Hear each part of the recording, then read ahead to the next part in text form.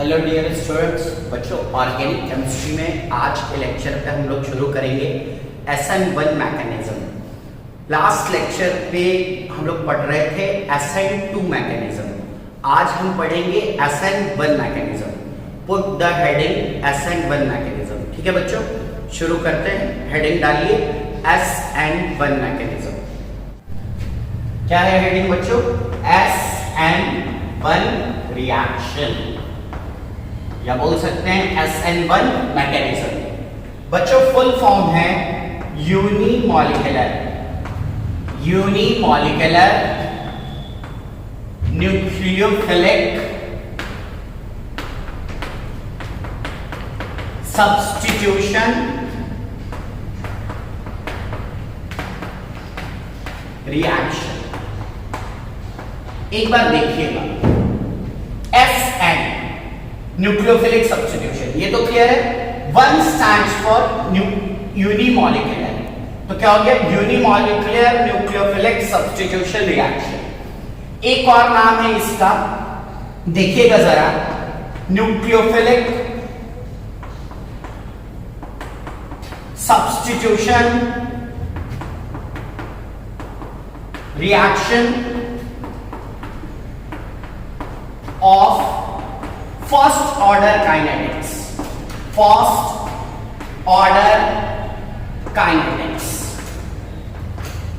ठीक है बच्चों, तो SN1 रिएक्शन मैकेनिज्म दो नामों से जाना जाता है, यूनिमॉलिक्यूलर न्यूक्लियोफिलिक सब्स्टिट्यूशन रिएक्शन या nucleophilic substitution reaction of first order kinetics. ठीक है, ऐसा क्यों बोलते हैं वो ड्यू कोर्स ऑफ स्टडी में आपको पता पड़ जाएगा। ठीक है, शुरू करूं? पक्की बात। तो बच्चों इस रिएक्शन को पढ़ने के लिए रिक्वायरमेंट क्या है जरा देखिएगा। इस रिएक्शन के लिए रिक्वायरमेंट क्या है? रिक्वायरमेंट की स्पेलिंग क्या होगी?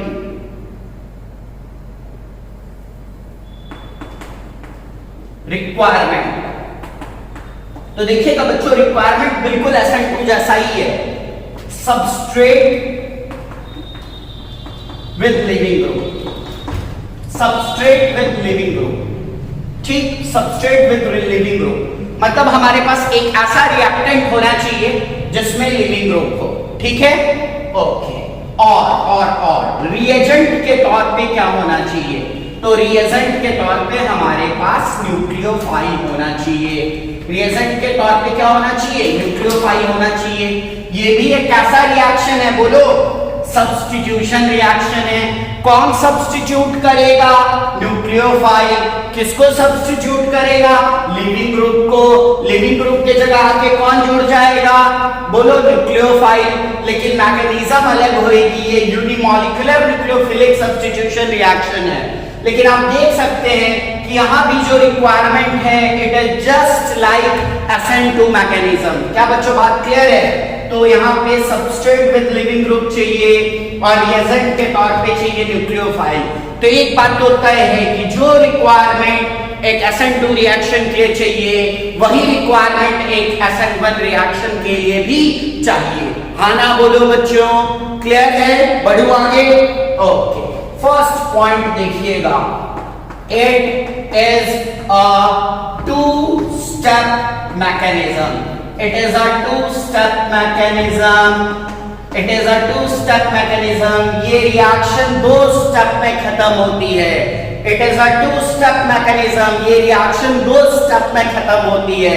क्लियर है? चलिए next point, in the first step, in the first step, self ionization of RLG bond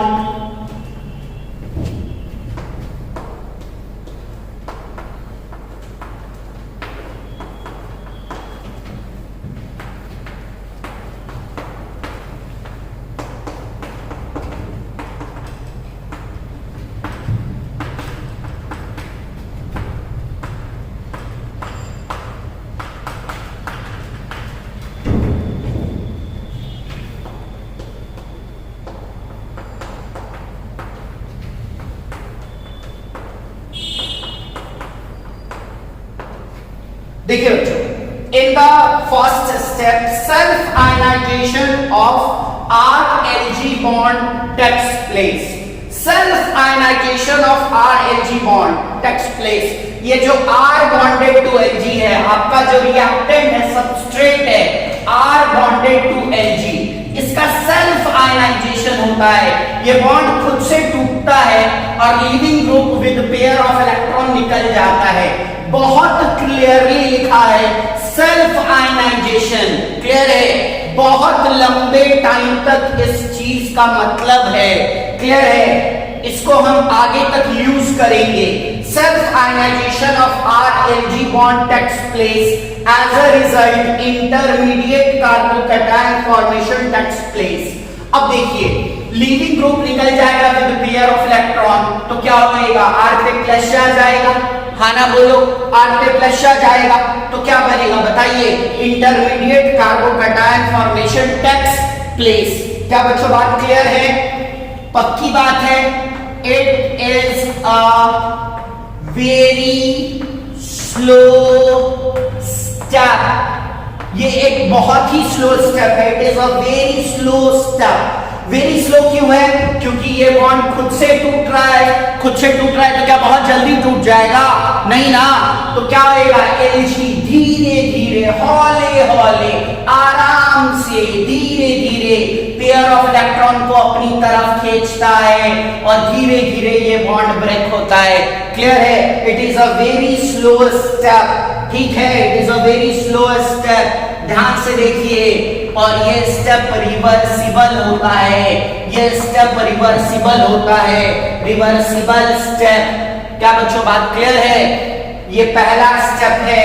इसमें क्या होता है? Leaving group pair of electron लेके निकल जाता है। ये बहुत स्लो स्टेप है, रिवर्सिबल स्टेप है और बोर्ड पे जगह नहीं है, यहां तक कॉपी कीजिए, फिर आगे लिखूंगा। देखिएगा बच्चों, स्टेप 1 ऑफ मैकेनिज्म दिखा रहा हूं मैं आपको। R बॉन्डेड टू Lg है, क्लियर। यहां पे अपने पास न्यूक्लियोफाइल भी है, ठीक है। ये स्टेप रिवर्सिबल है। पहले स्टेप में न्यूक्लियोफाइल का कोई रोल नहीं है। ये जो बॉन्ड है इसका सेल्फ आयनाइजेशन होता है, पेयर ऑफ इलेक्ट्रॉन लेके लीविंग ग्रुप निकलता है, कार्बोकैटायन बन जाता है। ये स्टेप 1 है, ये रिवर्सिबल है, ठीक है बच्चों। पहले स्टेप में न्यूक्लियोफाइल का कोई रोल नहीं है। न्यूक्लियोफाइल ने अभी तक किसी तरीके का कोई अटैक नहीं किया है, कार्बोकैटायन बन गया है। क्लियर है बच्चों? पक्की बात है। तो हम लोग लिख सकते हैं in step 1 leaving group departs, हाँ ना बोलो, leaving group departs, clear, carbocation is formed,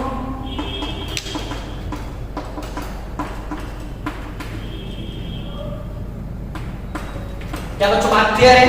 यहीं पर मैं आपको एक चीज और बता रहा हूं, जेनरेटेड कार्बोकैटायन, जेनरेटेड कार्बोकैटायन जिसे हमने R+ बोला है, may be arrange, may be arrange. बच्चों ये चीज आपके लिए बिल्कुल नहीं है, हम लोग सेपरेटली पढ़ेंगे इसी चैप्टर के अंदर कि ये जो कार्बोकैटायन बना है इसकी एक प्रॉपर्टी होती है कि इसमें रीअरेंजमेंट हो सकता है, ये फर्दर स्टेबलाइज होने के लिए रीअरेंज हो सकता है। लेकिन अभी हम लोग इस बात पे चर्चा नहीं करेंगे कि कार्बोकैटायन की रीअरेंजमेंट क्या होती है। हम सेपरेटली पढ़ेंगे कि ये जो कार्बोकैटायन बना है ये रीअरेंज हो सकता है। क्या बच्चों बात क्लियर है? तो इसमें क्या हो सकता है बताइए? इसमें रीअरेंजमेंट हो सकता है। अभी दिमाग नहीं खपाएंगे आप कि रीअरेंजमेंट क्या होता है, ठीक है? पक्की बात है? कंफर्म? ओके। अभी न्यूक्लियोफाइल यहां पड़ा हुआ है, पक्की बात है? कंफर्म? अच्छा, अब देखिएगा स्टेप 1 में क्या हुआ?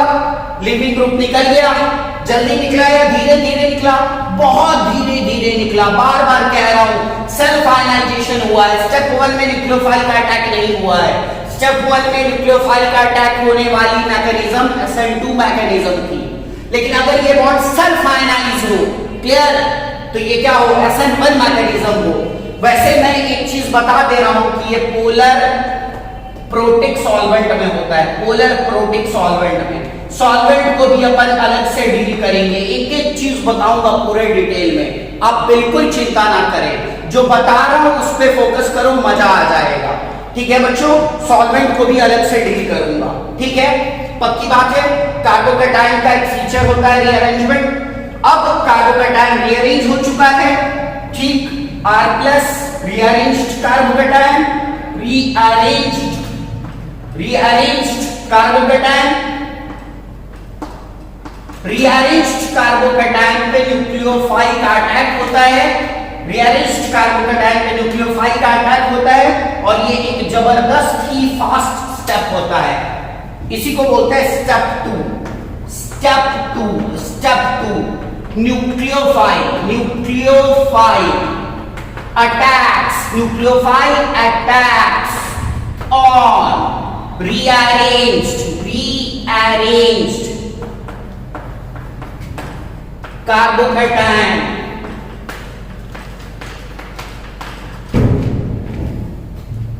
in a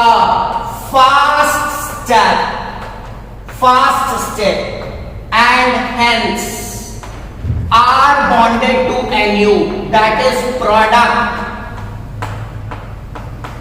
gets formed। ठीक है बच्चों, are bonded to Nu gets formed। अब आप बताओ ये कितने स्टेप की मैकेनिज्म है, टू स्टेप मैकेनिज्म। इसमें पहला स्टेप स्लो स्टेप है, सेकंड स्टेप फास्ट स्टेप है, क्लियर। और आप सबको पता है कि जो भी mechanism more than one step की होती है उसे हम लोग बोलते हैं complex mechanism. And in case of complex mechanism जो स्टेप स्लो स्टेप होता है वही रेट ऑफ रिएक्शन डिसाइड करता है। तो अपन लिख सकते हैं कि step one is the rate determining step, RDS। Step 1 is the RDS। यहां तक की सारी बातें कॉपी करो। फिर से एक बार बता रहा हूं, कार्बोकैटायन की फीचर होती है रीअरेंजमेंट, जिसमें वो मोर स्टेबल कार्बोकैटायन में अगर कन्वर्ट हो सकता है तो कन्वर्ट हो जाएगा, नहीं हो सकता तो एज इट इज रह जाएगा। रीअरेंजमेंट क्या होता है इसको लेके अभी दिमाग नहीं खपाओगे, पढ़ाऊंगा, क्लियर है। जब आएगा तब देख लोगे, कॉपी कर लो। तो देखेंगे important points on SN1 reaction. इसमें सबसे पहले हम लोग कवर करेंगे kinetics of SN1 reaction. Kinetics of SN1 reaction। ठीक है बच्चों, काइनेटिक्स ऑफ SN1 रिएक्शन। तो देखिएगा जरा, rate of SN1 reaction is directly proportional to the concentration of substrate। substrate क्या है बच्चों, R bonded to Ag, clear. कोई बच्चा बोलेगा कि सर सबस्ट्रेट का पावर क्या लोगे, तो चलो सबस्ट्रेट का पावर 1। कोई बच्चा बोलेगा सर न्यूक्लियोफाइल भी ले लो, तो बच्चों यहाँ न्यूक्लियोफाइल का पावर 0 होएगा। क्यों, बताओ क्यों? इसलिए क्योंकि it is a two step reaction. हाँ ना बोलो बच्चों, ठीक है, it is a two step reaction. लेकिन बच्चों याद करो जरा, स्टेप 1 इज RDS। तो रेट कौन सा स्टेप देगा, रेट तो स्टेप 1 ही देगा, और न्यूक्लियोफाइल की एंट्री तो स्टेप 2 में हुई है, फास्ट स्टेप पे हुई है। तो रेट डिसाइड करने में तो न्यूक्लियोफाइल के कॉन्सेंट्रेशन का कोई रोल ही नहीं है, न्यूक्लियोफाइल की एंट्री तो फास्ट स्टेप पे हुई है। तो रेट डिसाइड करने में सिर्फ सबस्ट्रेट के मॉलिक्यूल्स ही आएंगे। क्या बच्चों बात क्लियर है? न्यूक्लियोफाइल के मॉलिक्यूल्स का कोई रोल नहीं होएगा रेट डिसाइड करने में। न्यूक्लियोफाइल के मॉलिक्यूल्स की एंट्री तो फास्ट स्टेप पे हुई है। ये सारी चीजें तो आपने काइनेटिक्स में पढ़ी हुई हैं। ये क्या लिखा है हमने, this is rate law expression. हाँ ना बोलो बच्चों, this is rate law expression. तो rate of SN1 reaction is directly proportional to concentration of substrate का power 1, but it is independent of the concentration of nucleophile. Clear है? अब बताइए, what is the order of reaction? Order of reaction is 1. Order of reaction is 1. What is the molecularity of reaction? Molecularity of reaction is also 1. क्या बच्चों बात clear है? इसीलिए हम लोग बोलते हैं nucleophilic substitution reaction of first order kinetics, और मॉलिक्युलरिटी 1 है इसलिए बोलते हैं यूनिमॉलिक्यूलर न्यूक्लियोफिलिक सब्स्टिट्यूशन रिएक्शन। तो बच्चों आपको एक चीज समझ में आ गई होगी कि रिएक्शन का जो नाम पड़ा है वो इसके काइनेटिक्स के कारण ही पड़ा है, nucleophilic substitution reaction of first order kinetics. क्या बच्चों बात क्लियर है? या यूनिमॉलिक्यूलर, बिकॉज इसकी मॉलिक्युलरिटी कितनी है? 1 है। SN2 जो बोलते थे क्योंकि उसकी मॉलिक्युलरिटी 2 थी, उसकी ऑर्डर 2 थी। क्या बच्चों बात क्लियर है? तो here we have discussed the kinetics of first order reaction. एक बार फिर बता रहा हूं, rate of SN1 reaction is independent of the concentration of nucleophile, क्योंकि न्यूक्लियोफाइल की एंट्री तो फर्स्ट स्टेप पे हुई है। RDS में सिर्फ सबस्ट्रेट के मॉलिक्यूल्स ही शामिल हैं। क्या बच्चों बात क्लियर है? कॉपी कर लीजिए बच्चों, देखिएगा जरा यहां पे rate of SN1 reaction, rate of SN1 reaction is directly proportional to stability of बहुत क्लियरली लिख रहा हूं, first carbocation form, first carbocation form, first carbocation form.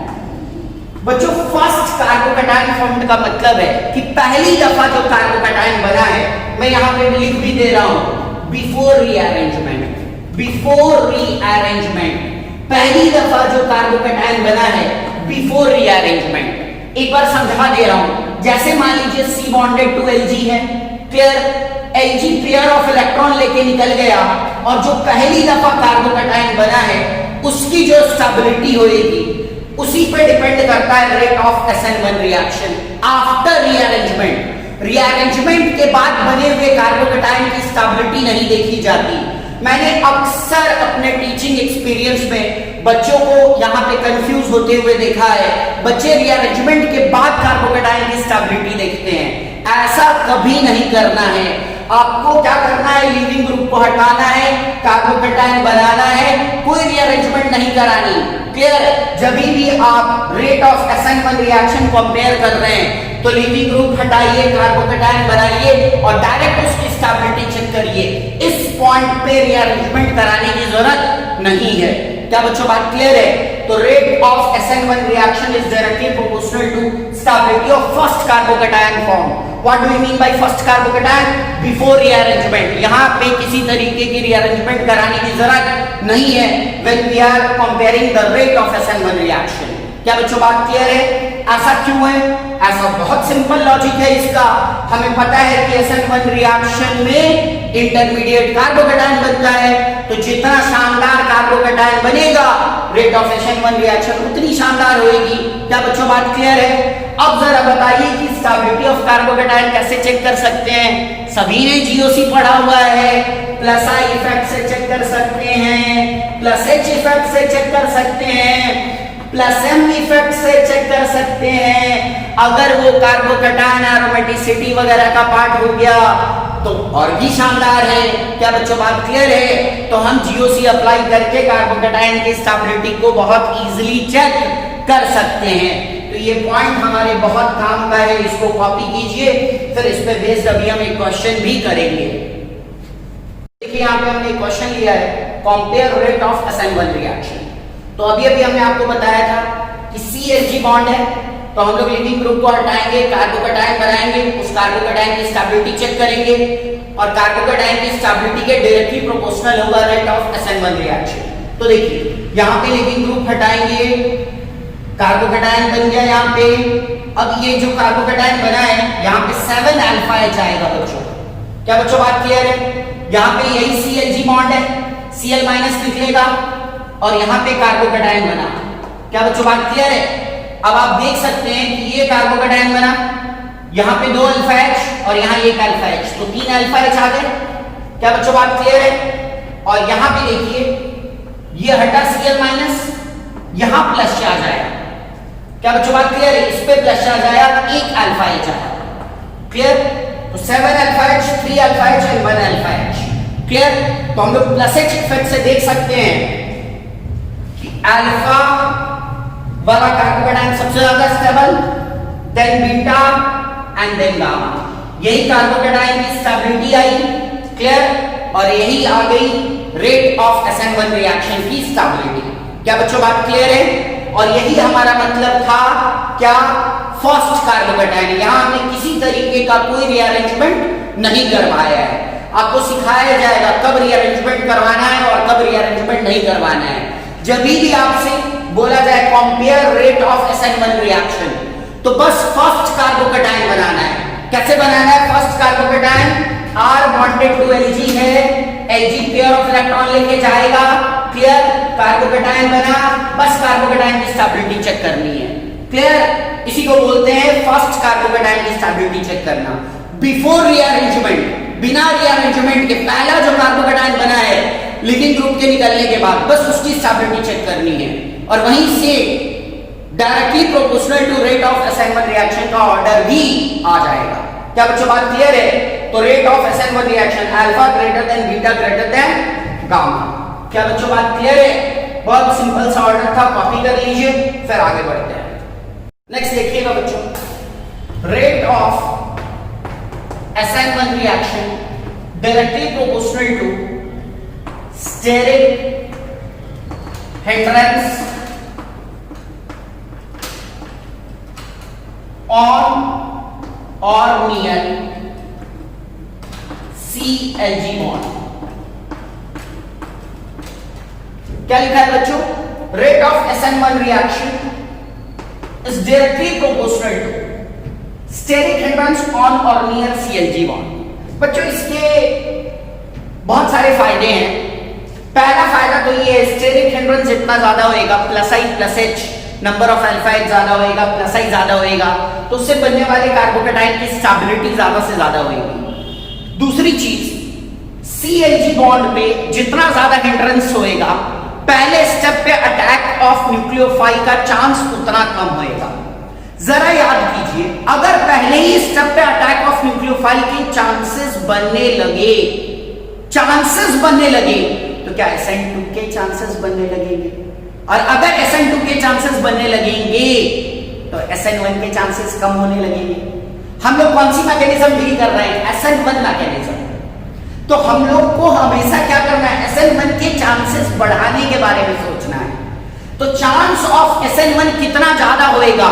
Chance of SN1 उतना ज्यादा होएगा जितना ज्यादा स्टेरिक हिंड्रेंस ऑन और नियर CLG बॉन्ड ज्यादा होएगा। एक तो इसका पहला फायदा ये है कि बनने वाले कार्बोकेटायन की स्टेबिलिटी ज्यादा होएगी due two plus I, due two plus H। हाँ ना बोलो बच्चों? क्लियर? क्योंकि ज्यादा बल्कि ग्रुप्स लगे होंगे, प्लस I ज्यादा होएगा, प्लस S ज्यादा होएगा ऑन इंटरमीडिएट कार्बोकेटायन, तो आपका कार्बोकेटायन ज्यादा से ज्यादा स्टेबल बनेगा। पहला फायदा। दूसरा फायदा, जितना शानदार हिंड्रेंस है न्यूक्लियोफाइल के पहले स्टेप पे बैक साइड अटैक का चांस उतना कम है, न्यूक्लियोफाइल चुपचाप बैठा रहेगा।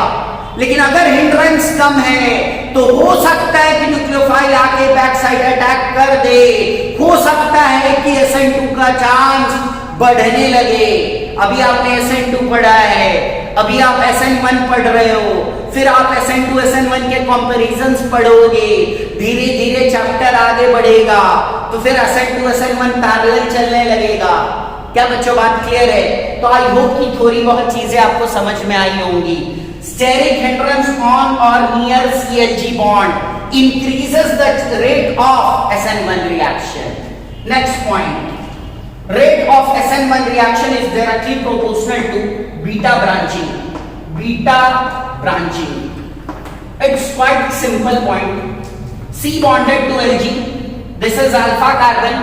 बीटा में जितनी ब्रांचिंग होगी, क्या बच्चों बात क्लियर है? Beta branching will lead to steric hindrance and steric hindrance increases the chance of SN1 reaction. क्या बच्चों बात क्लियर है? बहुत सिंपल है, पक्की बात है। तो हमने बोला rate of SN1 reaction is directly proportional to steric hindrance on और near CH bond. Confirm. Next हमने क्या बोला? Rate of SN1 reaction directly proportional to beta branching. I hope beta branching वाली बात आपको समझ में आई होगी। पहली बात कि अल्फा समझिए, carbon bonded to Lg is alpha carbon. This position next to alpha is beta. Beta पे जितनी ज्यादा ब्रांचिंग होगी, क्लियर, हिंड्रेंस बढ़ेगा। क्लियर, पक्का, कहां? CH बॉन्ड पे। और हिंड्रेंस बढ़ेगा तो rate of SN1, chance of SN1 बढ़ेगा। क्या बच्चों बात क्लियर है? पक्की बात है। Next, rate of SN1 reaction is directly proportional to leaving ability of living group। Leaving ability of leaving group. बच्चों एक बहुत खास बात है, ये मैंने SN2 में भी बताई थी, SN1 में भी बता रहा हूं, यहां तो खास तौर से बता रहा हूं। R bonded to Lg, self ionisation of RLg bond. जब ये निकलेगा Lg माइनस के फॉर्म में तो कार्बोकेटायन बनेगा। कार्बोकेटायन बनेगा तब न्यूक्लियोफाइल अटैक करेगा, न्यूक्लियोफाइल अटैक करेगा तब जाके R बॉन्डेड टू Nu आपका प्रोडक्ट बनेगा। तो सबसे ज्यादा इंपॉर्टेंट क्या है? Lg का निकलना in the form of Lg minus, departure of Lg with pair of electron. यहां पे R प्लस और Lg माइनस का अलग होना। तो लिविंग ग्रुप कैसा होना चाहिए? अच्छा होना चाहिए। जितना शानदार लिविंग ग्रुप होएगा उतना जल्दी कार्बोकेटायन बनेगा। आपका पहला स्टेप ही तो रेट डिटरमिनिंग स्टेप है। जितना जल्दी पहला स्टेप निपटाओगे दूसरे स्टेप का तो टेंशन ही नहीं है, वो तो ऐसे ही फास्ट स्टेप है, बहुत जल्दी खत्म हो जाएगा, बहुत जल्दी फिनिश हो जाएगा। तो आपका रेट किस पर डिपेंड करता है? पहले स्टेप पे। टेंशन किसको लेके है? पहले स्टेप को लेके। तो जितनी जल्दी आप पहले स्टेप को फिनिश करोगे उतनी जल्दी आपका SN1 रिएक्शन कंप्लीट होएगा। तो पहला स्टेप कितनी जल्दी होएगा? जितना शानदार लिविंग ग्रुप होएगा। तो rate of SN1 reaction is directly proportional to leaving ability of leaving group. अगर कोई मरियन लिविंग ग्रुप हुआ, मरमर के निकल रहा है, मरमर के निकल रहा है, सोया पड़ा है, तो क्या होएगा? बोलो। रेट ऑफ SN1 रिएक्शन बहुत खराब हो जाएगा। और हमने आपको बताया था I माइनस अच्छा लिविंग ग्रुप है, उसके बाद Br माइनस, उसके बाद Cl माइनस और F माइनस तो बहुत ही खराब लिविंग ग्रुप है, निकलता ही नहीं है। इसलिए फ्लोरीन के केस में सब्स्टिट्यूशन बहुत ही मुश्किल है, बहुत ही मुश्किल है, होता ही नहीं है। क्या बच्चों बात क्लियर है? कॉपी कर लो बच्चों। देखिएगा potential energy diagram for SN1 reaction, potential energy diagram for SN1 reaction। इधर पोटेंशियल एनर्जी है, ये रिएक्शन कोऑर्डिनेट है,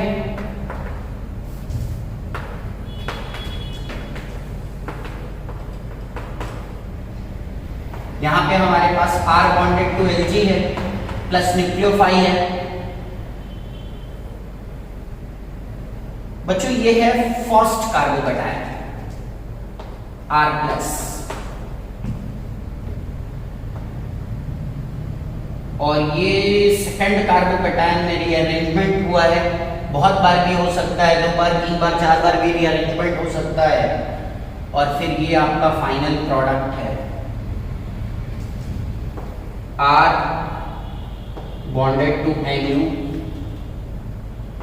प्रोडक्ट।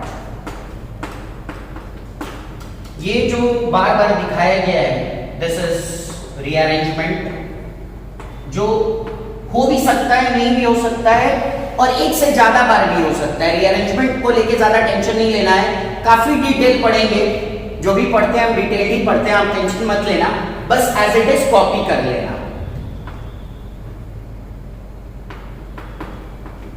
और स्पेलिंग को लेकर टेंशन मत लेना, ठीक है।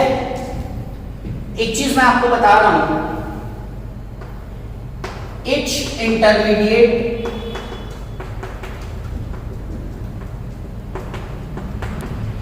is surrounded by two transition state.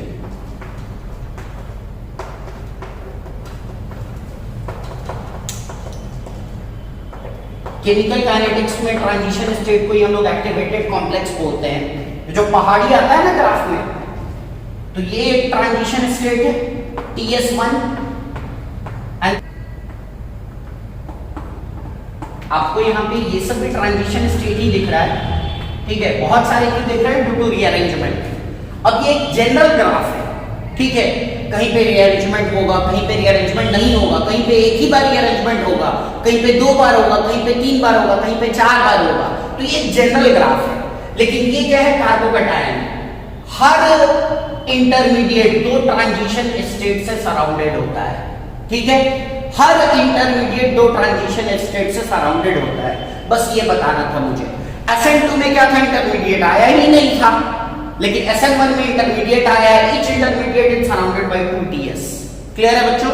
तो this is potential energy diagram for SN1 reaction, ठीक। क्लियर? यहाँ पे एनर्जी प्रोफाइल में मैंने थोड़ी ज्यादा एनर्जी दिखा दी थी, कम कर दी है, उसके लिए कोई ज्यादा टेंशन नहीं है, कॉपी कर लीजिए। तो थोड़ी बहुत बातें हमने SN1 रिएक्शन पे कर ली हैं, और इसकी जो स्टीरियोकेमिकल एस्पेक्ट है, स्टीरियो आइसोमेरिज्म वाली बात है, वो हम लोग नेक्स्ट टर्म पे डिस्कस करेंगे, ठीक है बच्चों। तो आज के लिए इतना ही रखते हैं, बाकी बातें नेक्स्ट टाइम पे करेंगे। तब तक के लिए बाय एंड स्टे सेफ।